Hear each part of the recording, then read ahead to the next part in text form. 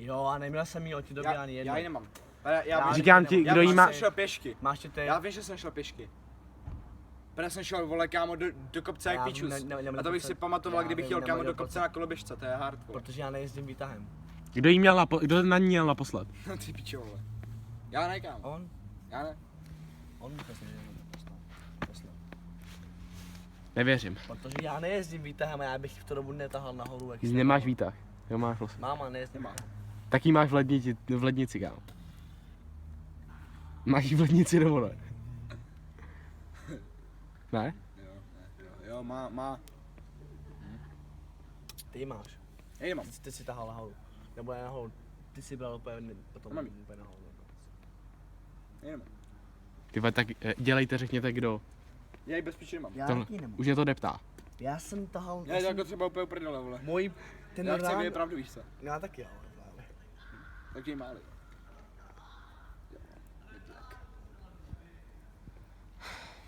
Ty pičo, kdo ji má? Já ji nemám, já to nevím. Máš Hej, Si musel brát, já jsem potrefená se běžel. vždycky ozve první, kámo. Ale vždycky se zajebe, že ty ve, kdo jí má. No mě to zajímá taky. Ty ve, kdo jí má. Takže Ali je ta husa, potrefená plesnivec. Plesnivec. takže jí má Ali. No já mají Ali.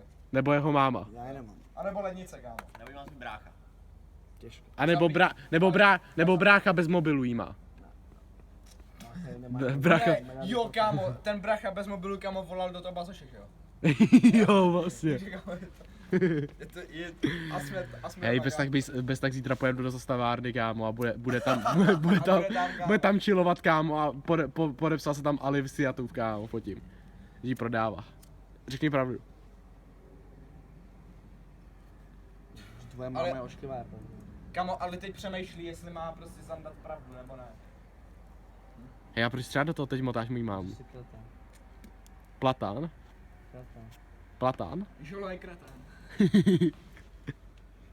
Žoldis. Žougl